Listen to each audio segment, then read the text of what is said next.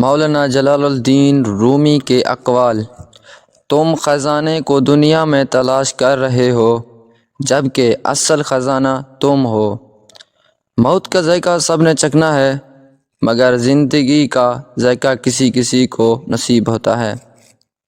حسد انسان کو اس طرح کھا جاتا ہے جس طرح دیمک لکڑی کو کھا جاتی ہے۔ میں نے شمس سے پوچھا کہ تصوف کیا ہے؟ اس نے کہا، دل میں خوشی محسوس کرنا جب دکھ ظاہر ہو۔ تیری داڑھی تیرے بعد پیدا ہوئی مگر سفید ہو گئی اور تو ابھی تک ویسے کا ویسا کالا ہے۔ تھوڑی دیر قبرستان جا اور بولنے والوں کو خاموش دیکھ۔ آنسو وہ خون ہے جسے غم نے پی دیا۔ ہر اس آواز کو سنو جس سے تمہاری روح خوش ہو۔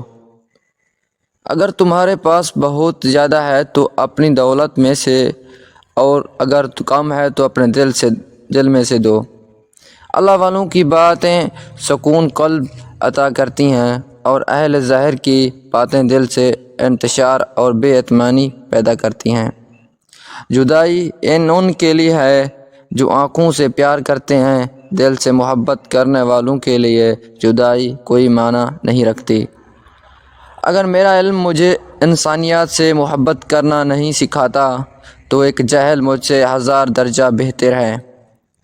جو خوبصورتی تم مجھ میں دیکھتے ہو وہ دراصل تمہارا ہی عکس ہے۔ درویشوں کے علاوہ دنیا کے باقی لوگ بچوں کے مانند ہیں جو دنیا کے کھیل میں مگن ہیں۔ پیر کے دل پر نقش خداوندی ہوتا ہے اور مرید کے دل پر پیر کا نقش ابھرتا ہے۔ جدائی کا ایک لمحہ بھی عاشق کے نزدیک 1 سال کے برابر ہے۔ پرسکون وہ ہے جس کو کم یا زیادہ کی فکر نہیں۔ اگر تمہیں زندگی کی حقیقت معلوم ہو جائے تو بے شک تم کوئی اور ساتھی نہ چنو گے سوائے اللہ اور اس کی محبت کے۔ عشق وفادار ہے اور وفاداری کا خریدار ہے۔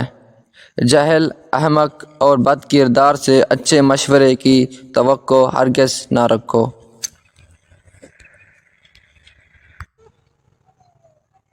دوستو، اگر ہماری ویڈیو اچھی لگی ہے تو چینل کو سبسکرائب کرو اور شیئر کرو۔ خدا